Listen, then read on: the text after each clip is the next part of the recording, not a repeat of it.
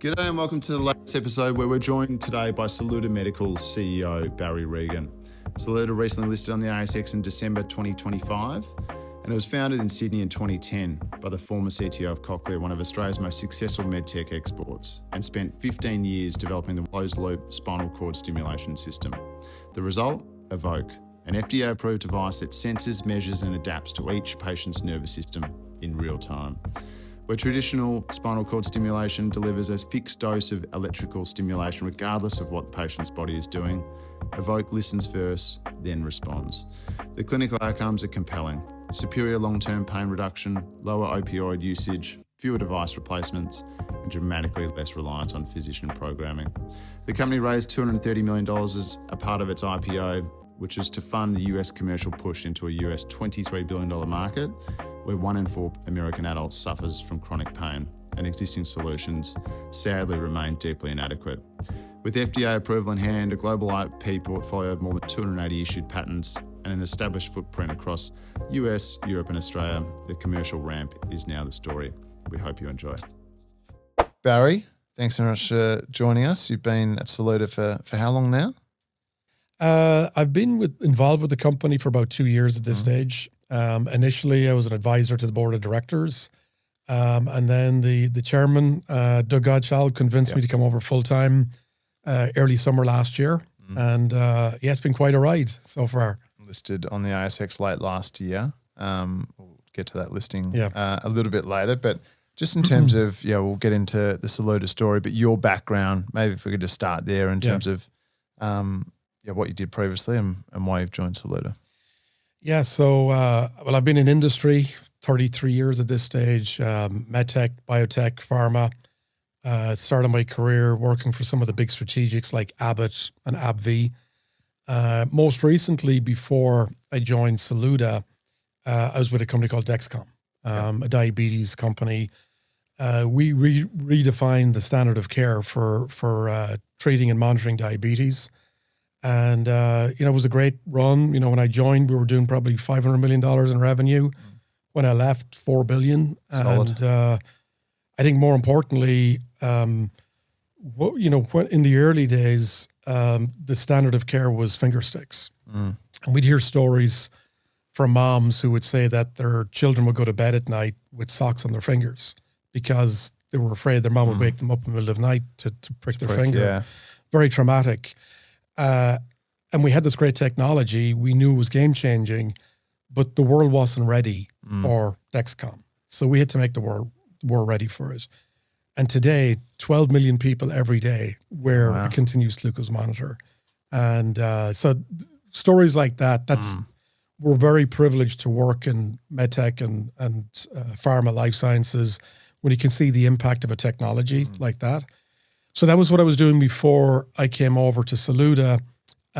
Clearly, it needed to be a very exciting opportunity for me to come to Saluda, so I'll get onto that in a moment. Prior to Dexcom, I worked at a company called Wright Medical. Wright were a pure-play orthopedic company. We redefined total shoulder replacement. And we were one of the first companies before AI got really cool and sexy. We were actually leveraging AI to help physicians plan their procedures, or the surgeons plan the procedures, leveraging all of this information, everything from the way that the best surgeons in the world would do the procedure, taking, shots of their anatomy, all sorts of information, putting it together, and then leveraging machine learning and really smart algorithms to come up with, this is the optimal way of performing this procedure. And that was so attractive that we actually had a great exit with Stryker. So Stryker purchased the company for just over $5 billion about 7 years ago. So that was exciting. And it was actually when we were waiting for the deal to close, which during COVID, I got the call from Dexcom. And one of my best friends, his son Harrison, was diagnosed with type 1 diabetes at the age of 11. I knew the technology. I saw the impact it was having on his life. I actually invested with my friend Jason, because I love the technology so much. I really got interested in the biosensor space. And then serendipity, they called me up and, I went over and ran global operations for 5 or 6 years. And then prior to the Wright piece, I worked with the big strategics, Abbott, AbbVie. Yep. When I was at AbbVie, I was responsible for global supply chain for Humira, which was at the time the biggest drug in terms of revenue in the world. It was about $10 million, and I was about $10 billion. It was a big product. And I was living in Puerto Rico because we had a bit different. 3,000, a bit different, 3,000 people down there. The only place we made Humira, we were also making a product called Synthroid for thyroid imbalances and people who've had thyroid cancer. That was the biggest drug in terms of prescription volume in the US. So we had the biggest revenue drug and the biggest drug in terms of prescription. So that's kind of been my journey. And then when I got introduced to Saluda, the first thing that attracted me to the company was the leadership team on the board of management. So our chairman is a guy called Doug Gottschall. Doug was the CEO at Shockwave. They had an exit to Medtronic. It was 13 times revenue, $3 billion. It was one of the biggest deals in medtech. And when someone like Doug calls you, you take the call. And he was super excited about this technology. And I'm always looking for a technology that will redefine the standard of care. And that's, after being in an industry for 30 plus years, the last 7-8 years, that's what I'm looking for. Yeah. And so then initially I joined the company as an advisor to help them really scale from early stage. They just got their clinicals completed. They just got approval, very early revenue, but they wanted to scale this thing dramatically. And so that's kind of my expertise, is scaling companies. And so, I came over July of last year. And it was an interesting introduction, first time CEO. And 8 weeks after becoming a CEO, I was doing my first Test the Waters roadshow here in Australia. Baptisms of fire. They say what doesn't kill you makes you stronger, but I learned so much. I had a fantastic partner in my CFO, Jim Erickson. Yep. And so we came over and, met with, I think probably 100 investors in Sydney and Melbourne. And then we came back a month or so later, successful Test the Waters. And then we did a roadshow. And as you said, we took the company public then in early December. So just 3 months ago. And since then, we've had our first earnings call quarterly. We've had our first half yearly upgrade. And everything's going well with the business. Everything's going really, everything we said we would do in the prospectus, we're actually exceeding. Top line, we raised guidance from 82 million to 85 million. We're seeing accelerating revenue quarter on quarter, which is no surprise because, of course, I'm biased, but it's the data. We've got the best technology. It truly is a paradigm shift for people with chronic pain. We've got the best, most compelling clinical data. And what we were lacking was the capital to really build out the sales force. And that's part of the story and the journey that we can get into. But so that's kind of my history, my journey to come to Saluda. And here you are in Australia as a listed company. Yeah, here we are in Australia. So it's been, like I said, great learning curve for myself. And a big future ahead. If we just dive into SCS or spinal cord stimulation, for the layman's like myself, can you just explain what Saluda, how it plays in the space and what it's the problem that it's fixing that wasn't certainly wasn't properly met before Saluda? Well, it's easy for me to explain it in simple terms because I had to learn all this myself. I've worked in every aspect of medtech and pharma, but never in pain. And what's different about pain is that it's the most subjective area of medicine. Because the only way you can get illicit feedback from a patient is asking them on a scale of 0 to 10, what's your pain level like? So that was something really new for me. So, people with chronic pain, I was shocked. 1 in 8 people in the world have diabetes. And I thought, you can't top that. 1 in 4 people in the US, just spoke with the US, have some form of chronic pain. And, once they're diagnosed with chronic pain, chronic nerve pain is the area that we're in. There's a continuum of care. So it starts off with, maybe physical therapy, hypnosis, this cognitive therapy. Then you move on to nerve blocks, opioids. And we can talk about that later. And then surgery. And then it's only after typically you've gone through all of that journey you get to a therapy called spinal cord stimulation. And basically spinal cord stimulation is instead of using medicines or medication or opioids, you're using electricity to treat the chronic pain.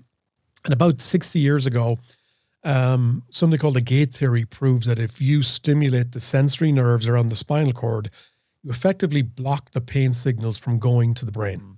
So we're not attacking the source of the pain, but we're blocking the pain from being registered by the brain. So even if you've got nerve damage or whatever has caused that chronic pain, you don't feel it. And so that theory around stimulating the nerves around the spinal cord was commercialized about 30 years ago. There was some several evolutions, but the big three players are the three big strategics: Abbott, my old company, Medtronic, and Boston. And then there's a number of other players like Nevro, who were acquired by Globus. But the technology that they have commercialized has largely not changed that much in the last 20, 25 years. They talk about different frequencies and wavelengths and things like that, but really they're competing with each other on customer service and relationships with the clinics. And so what happens in essence is that there's two main elements to the system. There's a battery called an implantable pulse generator that's implanted by the physician just above the buttocks. And then there's two leads implanted percutaneously that run alongside the spinal cord. And then the physician will do the procedure. And then what's, again, unique about the pain space is the physician will then hand that patient back to the sales rep from the manufacturing company, and then the sales rep basically takes over the therapy from there. They'll do the programming. So they'll sit in a room like this, and then the patient will turn up the stimulation, turn up the current coming from the battery, ask the patient, do you feel any sensation? And we call it paresthesia. It's like pins and needles. And that's a signal that you're getting neural activation. You're stimulating the nerves. It doesn't tell you how much you're stimulating them. It doesn't tell you if you're stimulating the right nerve or at the right amount for that patient, but you're getting stimulation or you're getting neural activation. So then the rep will turn down the stimulation by about 25% so that the paresthesia goes away. We'll hand the patient a remote control and say, okay, you're good to go. We'll be in touch. The patient then goes home and presses that remote control about 40 times a day. Turns up the stimulation, turns it down. And the reason that they have to adjust it so much is that the spinal cord and the dorsal column, it's a very dynamic space. So even though the leads are secured, the body's always moving. You're bending forward, you're leaning back, you're walking, you're lying down. And you cough, you breathe, and every time the body moves even slightly, those leads are moving a millimeter, 2 millimeters. It has a big impact on the level of stimulation you're getting. So that's why the patient is constantly pressing that button. And then those patients will come back to the pain clinic on average every 2 months. So at least 6 times a year, they're coming back to get reprogrammed. And that's a big burden on the patient. It's also a burden on the pain clinic itself because it's taking up, examination rooms.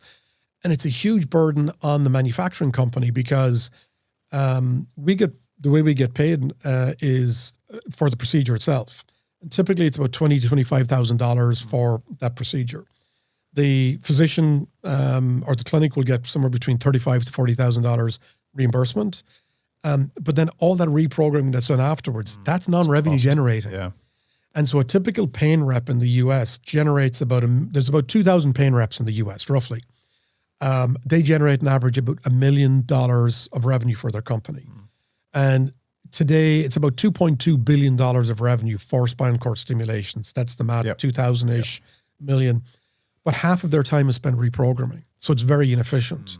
And but that's the way that it works today. There's a lot of reprogramming. There's a lot of frustration from the patient because they're constantly getting overstimulated or understimulated. I'd end up going crazy just putting it up and putting it down. I know, and just the mental health and the stress. And so, unfortunately, somewhere between 22 to 30% of patients who get a system implanted come back and ask for it to be explanted within 2 years. And so, not good for the patient. No. Certainly, the payers are not happy because it's been $40,000 they paid out for this, and to see, almost 30% of them being explanted. But all that being said, this therapy, as a therapy of last resort, provides such tremendous relief to so many patients out there. And again, these patients are really desperate. And so for 70-80% of the patients, it's providing, it's providing good therapy in this space. In order to, you do a trial first, then you move on to a permanent implant. For a trial to be deemed successful, the patient has to experience at least a 50% pain reduction. So that if you're in chronic pain, reducing your pain by half, It's huge, right? It's huge. Yeah. And so, but in our opinion, when we looked at this space, we said, look, it's a great therapy. It's been around forever. It's very effective. It's not for everyone because not everyone is a responder. But we think we can come up with something, much better. So that's kind of the evolution of how Saluda came to focusing on this area. And actually the technology itself was developed here in Australia. It was kind of not so much a spin-off, but the chief technology officer, CTO, John Parker at the time at Cochlear, he said, we're already stimulating nerves around the ear for people with profound deafness. There's got to be other applications for this. And so where's the biggest nerves in the body? In the spinal cord. And so then they spent probably 12 years developing the technology. And the reason that it took that long is that, the way that our technology works is that we're actually, for the first time, measuring the nerve's response to the stimulation. So now during programming, the sales rep on the screen with the patient can see the dosing response for them individually. So as we turn up the stimulation, we can see what nerves we're stimulating and how much. No company had ever done that before. So there's no, one out of 10. There's no subjective side? No subjective side anymore. It's very objective. Yeah. And just as important, we can see if we're stimulating a patient and we're getting neuroactivation, but the patient's not getting pain relief, then we know that it's probably not nerve pain and they're not a good responder to this treatment. Which goes back to the whole taking it out. Yeah, and 17% of patients we've, over all the thousands of patients we've treated are not responders. So that's another, it's not good for the patient because they're going down this route having a procedure and ultimately it's not going to work. So the technology that was developed again in Macquarie Park in Sydney, we still have 150 people up there. All of our R&D is up there, all of our therapy development, and we're looking at other therapies now outside of pain. That was the first piece, was how actually the ability to measure the nerve. The second part then was this patient dosing curve that we developed. So after analyzing thousands and thousands of patients who used our therapy, we actually saw that even though everyone's dosing response is unique to them, the profile looks exactly the same. And so the amount of stimulation to get to a threshold level of neural activation or stimulating the nerves, the difference in that profile to the optimal level of analgesic effect was the same for everyone. And that was a big insight. And so then we developed a very smart algorithm, applied machine learning. You can say AI. Yeah. Everyone wants to say it's AI. Well, it's actually practical and has patient outcomes. It's pretty powerful. And every time we upload another patient's procedure and their data, the algorithm gets even smarter again. Yeah. And so now we're able to personalize the dosing and set it like a very narrow, like plus or minus 2 microvolt level for them. And then the third part of the tech that the guys in Sydney developed was that every maybe 400 up to 400 times, up to 250 times a second, up to 4 million times a day, they were able to measure the neural activation of that individual patient and then adjust the stimulation to always keep them in that really narrow analgesic like completely window. Different game changer in terms of what the prior competitors absolutely. So the trial and error is gone. It's much more subjective. It's accurate. It's personalized. And they're hands off, right? They're not changing it up and down 40 times a day and the rest of it? Well, we still are obliged to give them remote control. But that's not necessarily the need. Or the patients that we're following, we're seeing that they use the remote control, on average less than once a day. Yes. But we think it's more turning the power on, turning just it off. Just making sure, it's almost like a peace of mind sort of thing that it's on. So it's kind of set and forget. But the most important thing for them is that they're in their personalized analgesic window on average 94% of the time. So basically all of the time. They don't have to constantly adjust it up and down.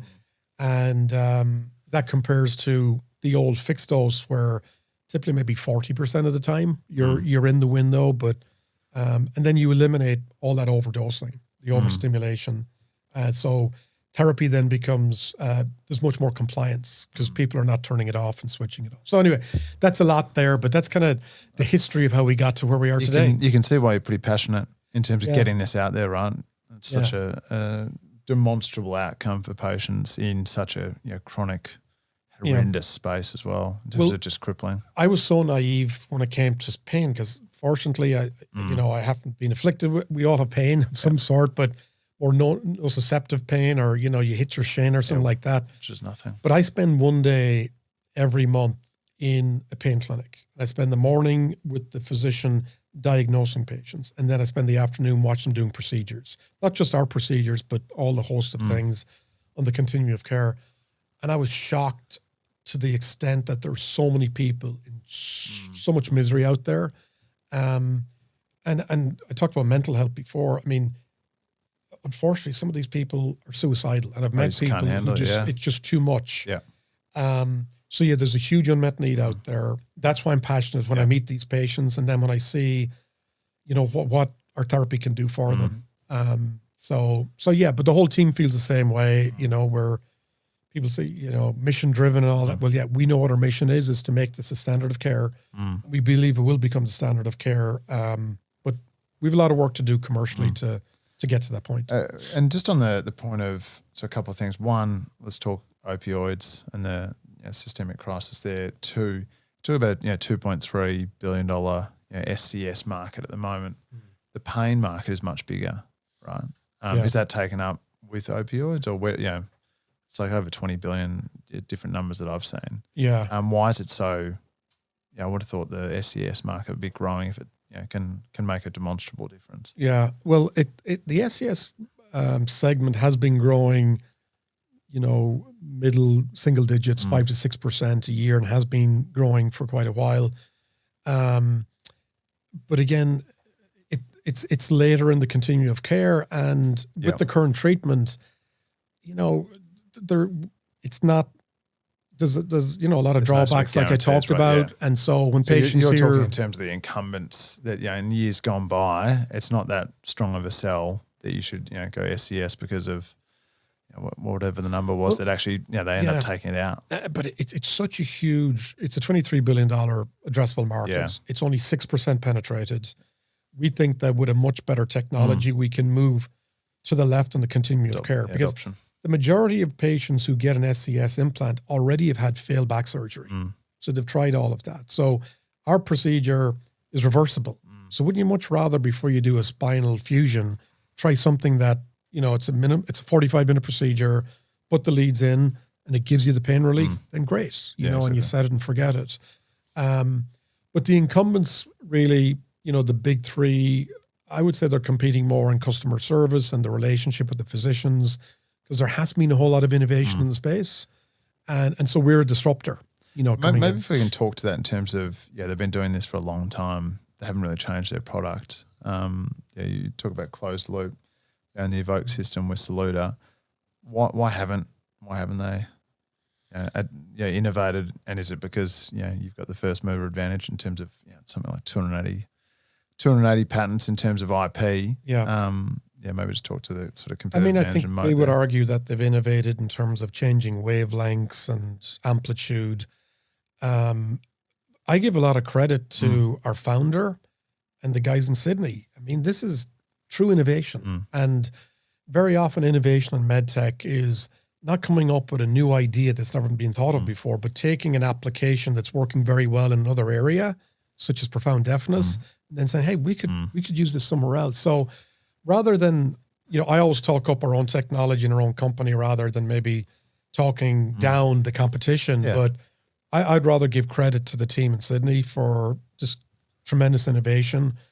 And then, as I said, it took them 12 years. There was a lot of people could have given up on this, but they had the passion. And we launched the product then commercially about 6 years ago in Australia and Europe.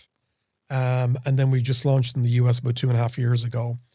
We're already seeing in some of the European countries like Belgium, 30% market share, like 3-0. Yeah. Much smaller market. But the US is really, from a commercial point of view, where the biggest opportunity is. And so we talked about the IPO, but the funding we got from the IPO, the $150 million, virtually all of that is going into building our sales force, marketing, creating awareness.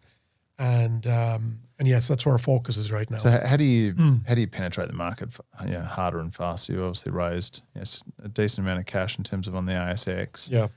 What does success look like over the next couple of years? I'll give you some numbers. So, global growth, Q1 of this year was only about 10%. Q2 was 17. We're projecting second half of the year more like 24%, so 21% for the whole year. And why is that accelerating so much? The biggest lever we have is the increasing sales force. Yeah. So we're basically doubling our sales force. By the end of this fiscal year, we said in our prospectus we'd have 154 fully trained sales reps. I'm sorry, not fully trained sales reps, but sales reps. A lot of them fully trained, some of them still going through the training curve. We're here now in early March, and we've already basically recruited the whole cohort that we need. During the prospectus and the road shows, people were asking us, well, how are you going to hire all these reps? The narrative internally has changed, and I was like, well, how much do we want to overhire? Because one of the things with this technology is that, unlike maybe the CGM, the continuous glucose monitor, it's a technology you can sell, and that just took off almost overnight. We're selling not just a technology, but a service, because we're an extension of the physician's practice. We have to do the programming. We have to provide all the aftercare, support. So you're really constrained in growing this business based on a number of sales reps and clinical specialists you have out there. So, we're going from, something like 50 at the beginning of the year to 150 by the end of the year. That is what constrains our growth, but it's also why we're putting so much effort in that area. So that's the biggest catalyst, I would say, to why the growth's coming. And, when you look at, we're going to be announcing earnings here in 6 weeks or so. Yeah. There's some research out there from some of the analysts. They're projecting, mid to high 30s growth for the second half of the year in the US, which is the biggest market. They're thinking about it the right way. So I think that, once the market and investors start seeing this ongoing, acceleration of growth quarter by quarter, they're going to say, okay, all right, now I see where, that this technology is what the guy said it is. And I think one of the, people say, well, how come it hasn't grown even faster? Well, there's a couple of things. If you're a physician and you've got a pain practice, before you convert over from a technology you've used for years and years and years, let's say, number one, if you're going to switch to a new upcoming medtech company, you need to know, are these guys going to be around here in the next 3 or 4 years to take care of my patients? The IPO and our competition absolutely use that against us. We're out now beating our chest and saying, we've just raised $150 million. We have enough cash to get to break even. We're going to scale the sales force. And so a lot of physicians said, okay, these guys are here to stay. And then the second thing, if you're a physician and you're thinking about converting your practice to Saluda or converting some of it, you need to know that there's going to be a sales rep, a programmer, a clinical specialist there at your clinic to provide the support. And so we weren't able to, assure them of that when we had a small sales force. Now we're getting into, almost every territory in the US with the sales force. And so that's another tailwind for us. And that's why we're seeing the acceleration. And I think now that people and the physicians that are out there, there's close to 8,000 pain specialists, pain physicians in the US. This year already, in the first 8 months, we've had 1,700 clinical providers attend one of our Saluda education forums. That's 120% increase on last year. I was just in Miami 2 weeks ago. We had an event. We had 40 slots open for physicians and advanced practice practitioners. And we actually had 80 people attend. Standing room only. We had key opinion leaders up there, and there was just a real buzz. And this was on a Saturday, so they were giving up their weekends to attend this. So that's the other thing. We're taking a lot of the IPO funds and putting into marketing, education, awareness, and running these seminars. And that's the key. It's getting key opinion leaders up in front of physicians. As a commercial company, we can talk all day about how great we think it is. But what really convinces physicians is another physician that they respect up there talking about real world experience and what it's doing for their patients. So there's some of the, I would say, the levers that are driving the acceleration. And in terms of the IPO, obviously the stock, was smashed. That's probably the best way of saying it in terms of day one and in the aftermath. How disheartening, or does that change your focus as a company internally? Obviously over in the US, or does it just game on and go and prove everyone wrong?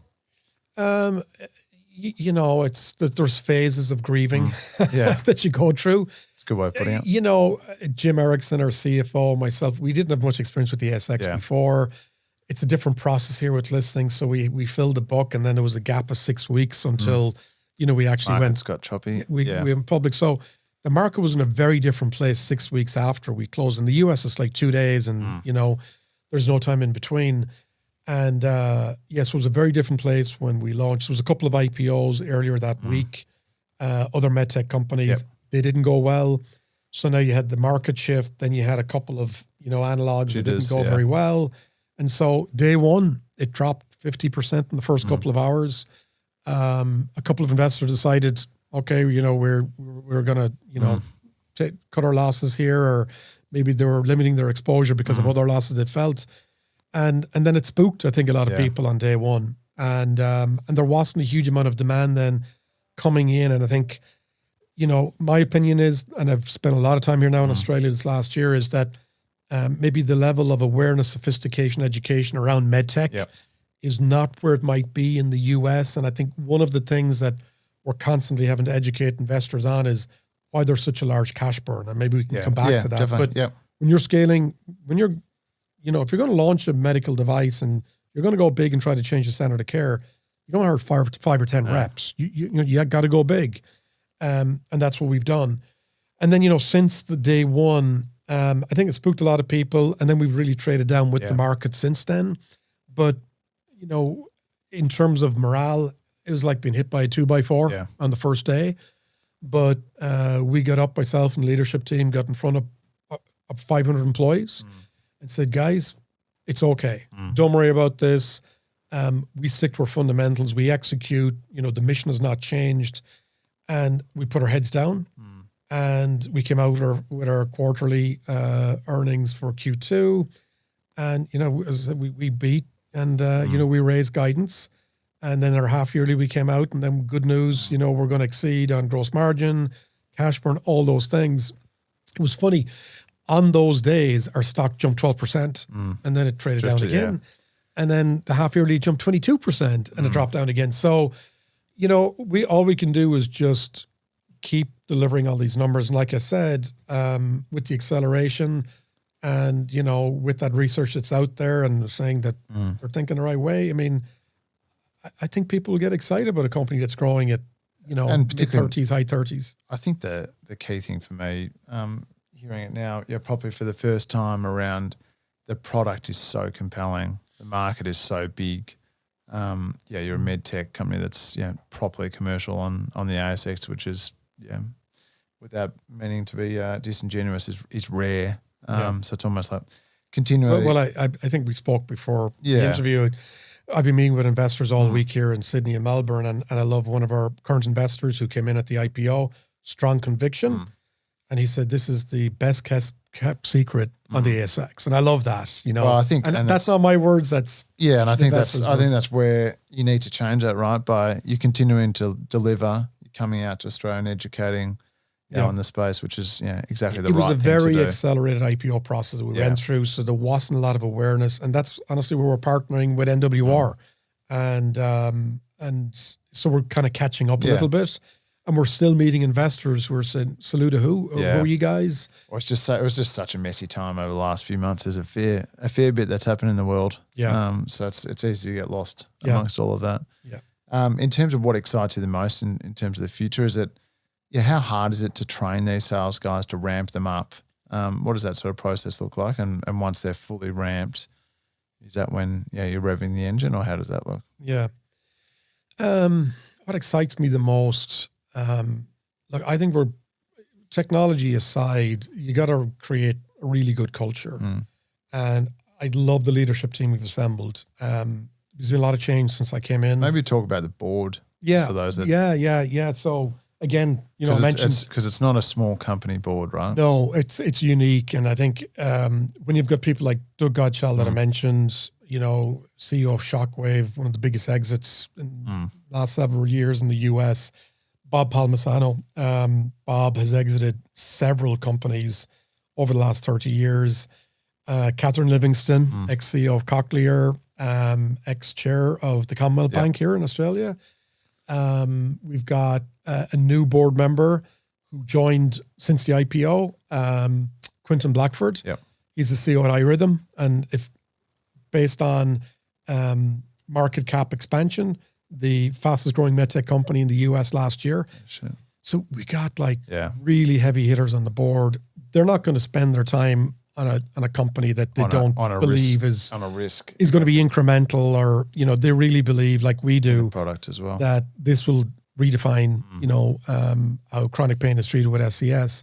So fortunate to have a fantastic board, and for me as a first-time CEO, the advice that I get from them who have been through all of these things, and they're not fazed at all by the stock price because they know that we just keep doing what we're doing, that will turn around. That's so. And then in terms of our direct leadership team, Chief Commercial Officer, new Chief Commercial Officer joined about 18 months ago. He has lots of experience at companies like Medtronic. He has scaled commercial organizations. He's an expert at building large sales forces. New Chief Operations Officer.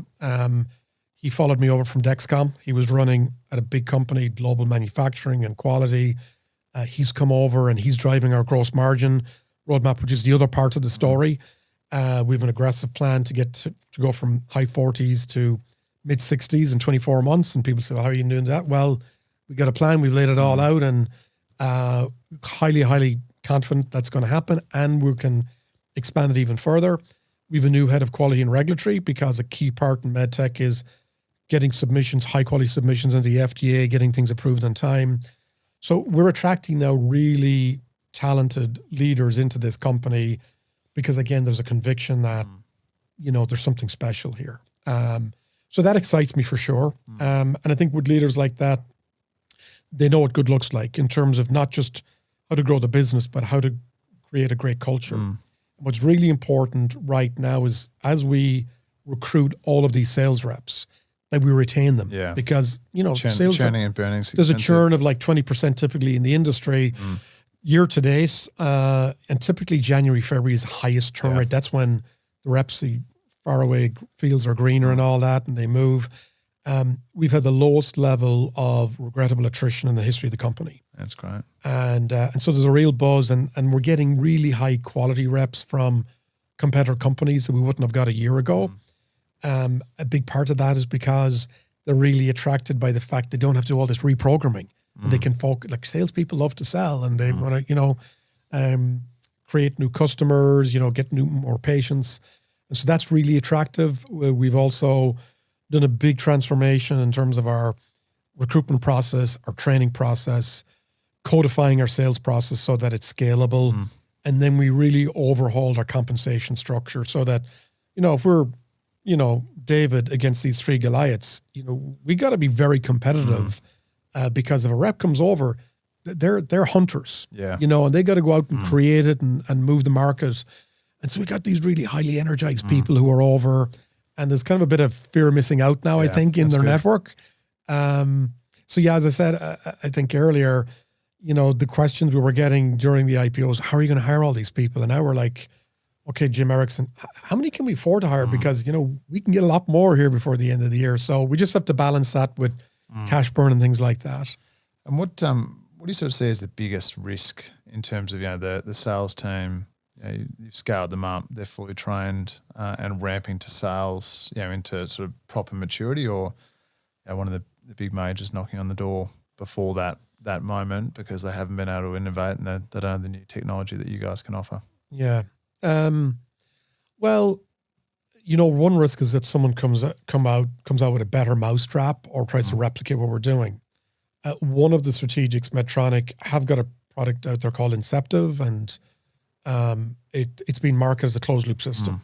The analogy I would use is, as I've described our technology, bring it back to an automobile or a car. We've got cruise control. You set it 50 miles an hour and we're adjusting 250 times a second to keep it there. If you rent a car, sometimes there'll be a speed limiter on it. Like, so you can't, you get to 80 miles an hour, it knocks it down. They've basically got a speed limiter so that it stops patients from getting overstimulated, which is great. But it's not keeping it in that narrow analgesic window. It's very different. Yeah, and so 7% of the time, they're adjusting the stimulation. We're adjusting it 99.9% of the time. But it's great when you've got a strategic out there who's saying the future of this space is closed loop, and they're getting a lot of tailwind from this. They're taking more market share than anyone right now. And so, you know, we're happy, you know, that they're doing that. There's a huge addressable market out there. So they're creating a lot more awareness as well around closed loop. So in terms of a threat, I think with the IP that we've developed around this, with the technical difficulty in developing it, that's not something we're worried about. Really, Saluda, it's an execution story. So, you know, we need to be laser focused on growing the top line, retaining our reps, and I think culture, our leadership, compensating people well is what's key. Then I think on the bottom line, you know, we've got this aggressive roadmap to get to, you know, 65%. We've basically redesigned all of our products, designed for manufacturing. We've now insourced all of our procurement so that we're managing our entire supply chain, tier 2, tier 3, which maybe not usual for a smaller company, but with some of the experience we've got, we know that's where the money is. And so when your COGS is, you know, over 80% is the bill of material, you manage the bill of material. So we're managing now the tier 2s and tier 3s directly and taking out all of the markups that would have been passed on to us. So just, you know, being cute around things like that, maybe with some seasoned leadership. I don't see risk on the gross margin side either. But, you know, we got to execute. So I think that's that. And then in terms of your second question about the big strategics coming in or whatever, look, when we execute our plan, and if we're demonstrating growth of, you know, let's say 40-ish%, you know, year over year, and hopefully more than that, but I just use that number for now. And we're at gross margins of, you know, 65% heading towards 70%. It's going to be pretty attractive. Well, then a big strategic will say, well, look, these guys have proven the model and they're accretive. They'll now be accretive top line and bottom line. I think then it's going to be very compelling. And by then we could be, you know, close to 15% market share. So we'll be more than a hindrance. Like we really be hurting them at that stage. Now, but that's a potential. It's played out so many times in medtech. So I have to be transparent and say that's a potential, you know, outcome. The other outcome is we continue to grow this business. And once we penetrate 180 territories and, you know, we're up close to maybe $300 million in revenue, whatever, well, then we'll be in a really good position because we'll be very attractive as a target, but then also big enough to very attractive to investors, to employees. And look, ultimately, I know we're running a business here, but by then we'd be impacting, you know, tens of thousands of patients every year. And I think I've always said in my career, if you take care of the patient first and put them at the center of everything, all the other business metrics will take care of themselves. And so that's really our mantra, and it served us well so far. You're right. Feels like Saluda's in very safe set of hands with you at the helm. Incredible product offering, making such a demonstrable outcome with regards to patients. So good luck for the future, and thanks for coming to Australia. It's a privilege. Thanks so much. Appreciate the time.